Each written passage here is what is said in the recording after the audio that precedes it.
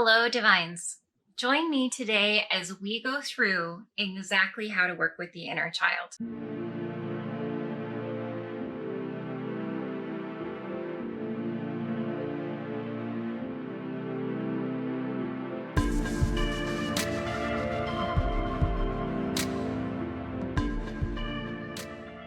Hi, everyone. My name is Alyssa. I'm a twin flame and empowerment coach that specializes in trauma bonds and detachment. Before we get into talking about the inner child today, I do want to ask for your support. Just free support. If you could just click that button down below. I see in my analytics that 83% of the people watching me aren't subscribed to me. In order to keep this channel going and be able to put out videos for you guys every week, it would really help if I got monetized on YouTube, and your support would mean the world to me. Thank you. Also, to like and comment on the video helps to get my videos out in the algorithm to reach more people. So let's talk about the inner child. This, for many, may be a brand new topic, or one that you've been procrastinating on, or one that you've tried to do a little bit of work around but haven't really delved into it a lot. First up, I want to say this work is not as hard as some make it sound.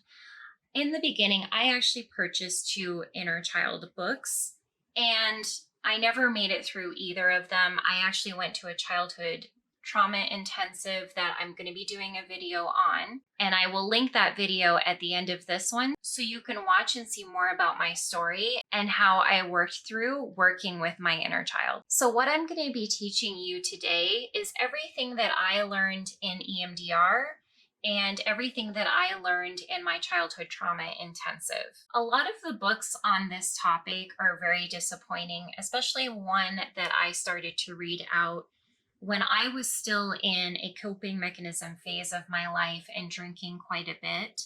I started to read this book, and they said you absolutely cannot do inner child healing if you are still drinking or using coping mechanisms in any kind of way to get through your life. I completely disagree with that author. Healing is a journey and it takes time. If you're drunk 24/7, of course you can't do any kind of healing work, but for someone who is just having some wine in the evenings, they can still work to heal their inner child. That is not a problem. And if you have one of those books and they're being that strict about healing and you've decided to give up, please just throw that away and just watch this video instead, because I'm going to lay it all out for you. And like I said, it's a lot more simple than these books. You don't need a 300-page book to learn how to work with your inner child. In order to make this make more sense, I do want to outline that there are various parts of you. If you haven't done parts work, basically, there are different parts of you helping you to cope with life and survive. If you were to work with a parts specialist, you would probably identify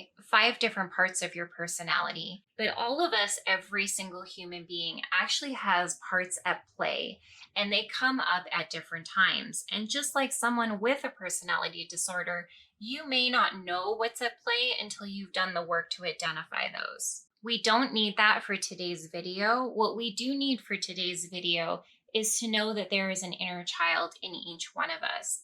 And at times, the inner child will come up and act out. That is not the adult version of us. I'm going to help you identify when that inner child is coming up and how to work with them. So how would you even know if your inner child was acting up and taking over your life and acting out? There may be ways. Think about your life maybe over just the past month or even this year. Have there been times where you have done something that you're like, wow, that doesn't seem like that was me. Why did I do that? If it was coming from a place of scarcity or abandonment, or you did something for someone that you know that you shouldn't have, like you didn't respect your own boundaries. Let's go ahead and outline some other examples so you can see exactly what I'm talking about. Maybe you were being reactive about something, or maybe you were being overly emotional about something, or maybe you were trying to fix something in someone else. Maybe there was a case where you were people pleasing and approval seeking. Maybe you were feeling lonely or sad. negative self-worth, or even just feeling defensive. Another way we see the inner child acting out is always having to be right. And then the two items that I mentioned earlier, fearing abandonment or allowing unhealthy boundaries. Now, a lot of us don't even know that the inner child is really at play. We don't know why we are doing these things that don't feel right to our soul, but we really think that we are just one person with one part and that we are going along in life and maybe thinking that we are just screwing life up and can't identify why. Well, after you work with the inner child, you can actually talk them through these things, and it's not going to heal overnight. Working with the inner child is something that you may have to do very heavily at first, and then you'll be able to identify more from that list that I just gave you. When you see that coming up, it's like, oh, today is the day that I need to work with my inner child, or make some time for that this weekend. It's best if you can just drop everything and talk them through it, and I'll explain how to do that. A good way to think about this, for a lot of you, your inner child is actually driving the bus of your life. What you have to do with your inner child is similar as to what you have to do with your ego. You have to ask them to get out of the driver's seat of the bus and please move to one of the back seats and let me drive. This is where you are reparenting your inner child. Because believe it or not, you know deep down not to do these things. And as you work on your healing and you take courses around codependency and boundaries, it will really, really help in the process to fully understand and allow the inner child, because the inner child is with you while you are fully learning to grasp that stuff and seeing how it plays out in your life in bad ways. Your inner child is seeing that too. And along the way, your inner child will become to trust you more. That is the biggest thing that we want here. It's hard to get the inner child to trust you because the inner child is still carrying trauma from maybe neglect from childhood, maybe some kind of abuse from childhood, maybe some kind of enmeshment. And a big one is if they were bullied. The inner child may be dealing with, as I mentioned in the previous list, issues of low self-worth because they were told over and over and over again that they weren't to be valued. You can stop that today and tell your inner child that you value them. So before we get into some techniques that you can use to work with the inner child. Now, before we get into some techniques that we can use, I want to first of all say that there may be many of you out there that are highly uncomfortable with the steps that I am about to name, or especially step number 5 at least. I want you to take baby steps with this. If you have children in your life, inner child work may be a little bit easier, but because you've already tried to connect with that child on some level, or probably have tried to connect with that child on some level while you've been parenting. But for those of us like me that never had kids and maybe even have some emotional trauma around children in general, this can be a harder step to take. One piece of advice that I am going to give you is take it slow. In one of these steps, I am going to recommend that you embrace your inner child, hug them.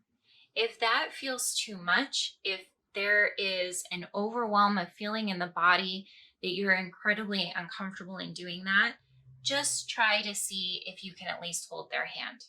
Or ask them to come sit beside you on the couch. Just because you can't embrace them in the beginning does not mean you're going to fail at this, and does not mean that one day you won't be able to fully embrace them. Okay, so the 5 techniques I want to run through. The first one is I want you to get a picture of when you were a child. We're talking about maybe 3, 4, 5, 6 years old. I want you to first just look at that picture. I want you to identify the things that were told to that child, to you, when you were little. Were you told that you were ugly? Were you told that you had some feature on your face that was not attractive? Were you told that you weren't smart, never going to accomplish anything in life, that you were a brat? Was that child just ignored? What exactly happened to that child? I want you to pause this video and take 5 or even 20 minutes or half an hour and just go ahead and write down all of those things.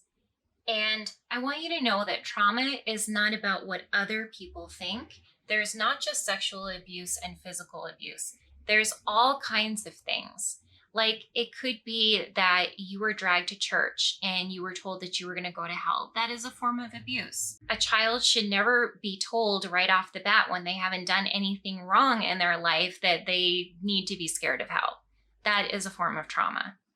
Being neglected, being sat in front of Disney videos your entire childhood is a form of neglect. Parents not helping you with your homework and just letting you do all of it on your own, or letting you hang out in a crowd that they shouldn't have, or not caring enough to discipline you and make sure that you're home safe. All of these are forms of actual abuse. The first forms of abuse that I outlined, physical abuse, sexual abuse, those are what trauma therapists call big T trauma. The ones that I identified after the neglect, the being left alone with just a Disney program all the time, no attention from your parents, that is little t trauma. Little t trauma is not often very identified by society as an issue, but it can cause PTSD in anyone. And something else that I also want to point out, if you have siblings and they're not affected by one of those things, it doesn't mean that it wasn't trauma for you. What's trauma for someone is different for someone else. So your siblings may have a different kind of trauma, or they may not want to face their trauma at all. So don't be blindsided if you did ever decide to talk to one of your siblings about this and they completely dismissed it. What you saw in childhood is not necessarily, probably not at all, what they saw or experienced in childhood. I just want you to be very careful. In fact, along the healing journey, it is often explained, don't talk to other people about your healing work. Just don't. Because what's going to happen is they're going to be defensive about it, they're going to dismiss it, or they may even gaslight you. And that's not going to be beneficial to your healing. It is best to work with a trauma-trained coach who will not dismiss any of that trauma, who will help you through it, who will help you understand it. So the next thing I want you to do with that picture of you as a child is to keep that on your bedstand. Look at that child every night. And those things that you just outlined on the list that you took some time to outline about, bullying or neglect or abandonment or what have you, I want you to look at that picture and tell that child that they never deserved that. I then want you instead to look at that picture and tell that child what they did deserve and how much they should have been loved, how they shouldn't have just been ignored. This is all a process of reparenting. You are resetting the stage for your inner child. Now, of course, you're never going to completely wipe away the past, but you can reset your inner child. You can work with them to help them understand that what happened to them was wrong, that and all that's important is that you know that it was wrong. This is a very important healing aspect of your own work, is to understand that what happened to you as a child was not the right thing. Some people do run into issues right here where they say, okay, I've identified this trauma, but I don't want to hurt my mom, or I don't want to hurt my dad, or I don't want to hurt my siblings, because even siblings can cause you trauma. A very important thing that I need you to know is that your healing work isn't about them. It's about you. I have actually healed my relationship with my mother, and we don't discuss the past. I did all of my healing on my own. She doesn't even have access to this channel, and she doesn't watch it because there's just no point. For so many years, she denied what happened in my childhood, and it just held me back. You do not need acknowledgement from the people that abused you in order to heal and move forward. That's a very, very, very important part of this. Okay, so let's step into the other techniques. Another practice that I want you to try after this video is I want you to take your non-dominant hand, put a notebook in front of you with a pen. I want you to allow your inner child to express themselves and tell you things that you may have stuffed down and ignored for years. When you write with your non-dominant hand, it is going to look a little scratchy, a little like a 3 or 4-year-old is trying to write this out. That actually helps you connect more with your inner child. Because the writing isn't perfect, is what actually helps to make sure that it's your inner child's voice that's talking to you. Now, keep in mind, this is a child, so they're not going to write you a book. They may write you just half a page. The sentences are going to be very childlike, very simple. It may just be like, I feel hurt. They're not going to know words like abandonment and neglect and a lot of the things that we're talking about here today. They're just going to tell you very simple what you felt at 4, 5, 6, 7, 8 years old. Reading what they tell you might make you cry, and that is okay. That is part of the healing process. Every time we look at the past and some kind of feeling is coming up from the body or we're crying it out, that is a trauma release. That is what I call somatic trauma release from the body. It is very, very, very important to experience that. Now, when you've had a chance to process that, and it doesn't have to be in the same evening, the longer that you allow yourself to feel that, probably the better. But at some point in the next, day or two, I want you to take some time to write a letter with your dominant hand back to your inner child. And similar to what you did with the picture, I want you to hear what your inner child said, and I want you to respond to them. I want you to respond to them with loving kindness, compassion, empathy, and I want you to reiterate to them that what happened to them wasn't right, that they deserved better. Another thing that will be huge for your inner child going forward that we don't do enough of as an adult is doing some childlike activities. I am talking about pulling out some paints and painting with your inner child, or playing a childlike game, or just going outside and walking in the grass, or playing outside like you would have as a kid. One client that I had actually just sitting down and watching Frozen with her inner child was an activity that made her feel closer to her, made her feel bonded to her. Maybe it's just having a meal that was your favorite meal when you were a kid, or going out and getting that favorite cookie that your inner child loves. This isn't something that we have to do all the time. Once a week, a couple of times a month, that will make a serious difference with your inner child, because the time that your parents didn't spend with you when you were little, now you will be spending time with that inner child. Now you'll be doing the reparenting to make them feel loved and make them feel worthy. And the last technique is one that we already described. I want you to picture hugging them. As I mentioned earlier, if you can just hold their hand, it'll make all the difference in the world. Just start small. Now, a lot of people will talk about this as though you heal the inner child. You never fully heal the inner child. This part of you is always going to exist. Whenever you see the people pleasing going on, the overreacting, the fear of abandonment, whatever, you can now identify that that is your inner child. When those things come up, you can say, if you've already done the things where you've already written the letters and you've already had those basic initial conversations with the photo, in the future, when you see these other things coming up, then you can just say, okay, I am seeing a feeling of abandonment today. Let's talk through that. It's as simple as saying to your inner child, I'm here for you. I'm not going anywhere. I'm always going to be here for you. I will never leave you. In case you guys have never realized in life, we're born alone, we die alone, and we are the only ones that cannot leave ourselves.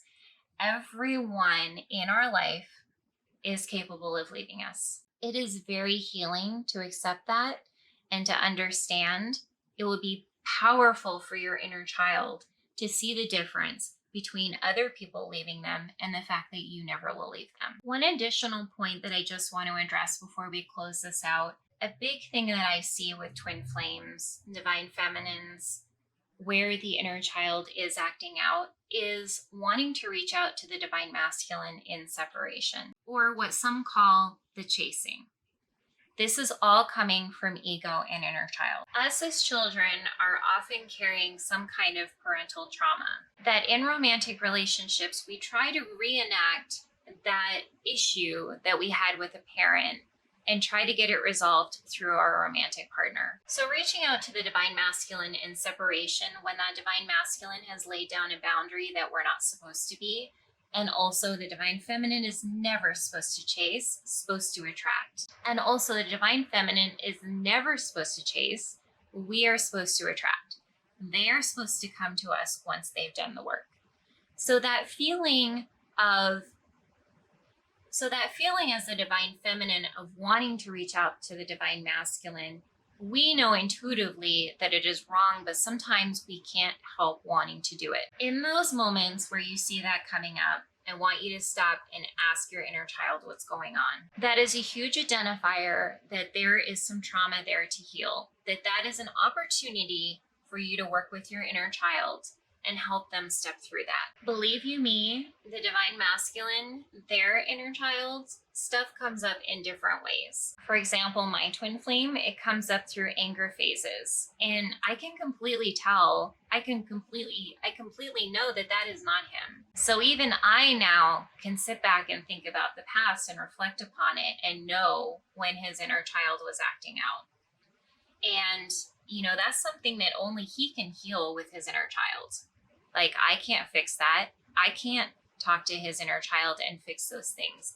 Only he can do that. And the lovely way to think about the future of all of this is once those inner children are feeling loved and feeling worthy, then they can play together one day when you guys are back in union. Eventually, as you go through this, you'll find out that your inner child, you may only have to have a conversation with them like once a month, that they will feel, you might see them just playing off in the sandbox. That's a good thing.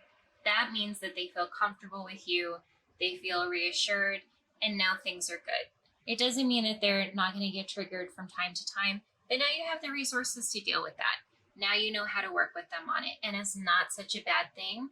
And what you do heal is this relationship between the two of you. I hope you guys enjoyed this video. I love you. Bye.